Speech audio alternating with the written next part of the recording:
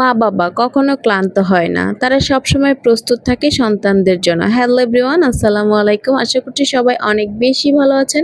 আলহামদুলিল্লাহ, আমরাও ভালো আছি আপনাদের দোয়ায় এবং আল্লাহর অশেষ রহমত। আজকের একটা ভিডিও শেয়ার করার জন্য চলে আসলাম। অনেকদিন তো আপনাদের সাথে নিয়ে কোনো ভিডিও শেয়ার করা হয় না, তো আজকে ভাবলাম যে একটা ভিডিও শেয়ার করে কোনো রিলস, কোনো পোস্ট, কোনো কিছুই আমি আজকে 2 দিন যাবত শেয়ার করছি না, তো ভাবলাম যে আজকে একটা বড় ভিডিও শেয়ার করি। তো এইমাত্র ভয়েসটা দিতে চলে আসলাম। আর এই ভিডিওটাতে এই পর্যন্ত 3 থেকে 4 বার ভয়েস দিলাম, কিন্তু কোনোটাই হচ্ছে কাজে দিল না। কেন দিলাম, কিভাবে দিলাম সবকিছুই বলবো। আগে হচ্ছে বলে নিচ্ছি এখানে এই বস্তার মধ্যে কি কি আছে আর এগুলা কোথা থেকে এসেছে।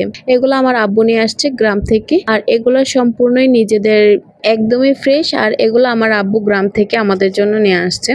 আর আমার আব্বু কিন্তু অনেক বেশি অসুস্থ ছিল। 2 দিন আগে হচ্ছে ডাক্তার দেখাইছে, আর একদিন পরে হচ্ছে চলে গেছে, গিয়ে তারপর এগুলা নিয়ে আসছে। আর এই ভিডিওটা আমার 3 থেকে 4 দিন আগের করা ছিল, তারপরে আজকে হচ্ছে শেয়ার করলাম, কারণ বললামই তো যে 3-4 দিন অনেক ব্যস্ত ছিলাম, শেয়ার করতে পারিনি।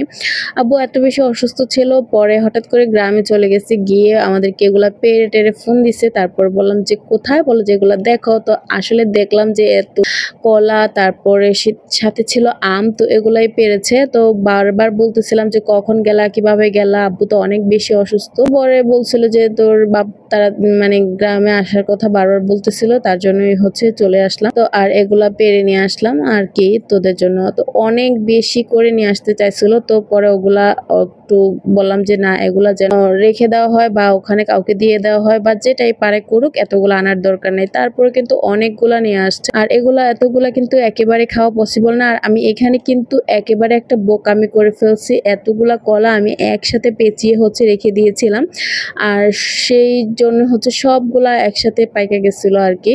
আর এই সবগুলাকে একেবারে নাকে মুখে ঠুসে খাইতে হয়েছে, মানে কি যে একটা অবস্থা। আর এখানে কিছু আম ছিল, আর এই আমগুলোও কিন্তু বেশ পরিমাণে অনেক টক ছিল, কিন্তু কি আর করার, এগুলা পেকে গেছে, ফ্রিজে রেখে দিয়েছি। এগুলা দিয়ে আমি আমসত্ত্ব দিব বা চাটনি দিয়ে ফেলবো। আসলে আচার দেওয়া পসিবল না, যেহেতু আমগুলা একটু পাকা পাকা। তো দেখি কি করা যায়। আসলে প্রচন্ড গরম পড়তেছে, কিন্তু এই গরমে আমি যেটাই কাজ করি না কেন খুবই দ্রুত হয়ে যাবে, কিন্তু আমার শরীর দিচ্ছে না ভাই।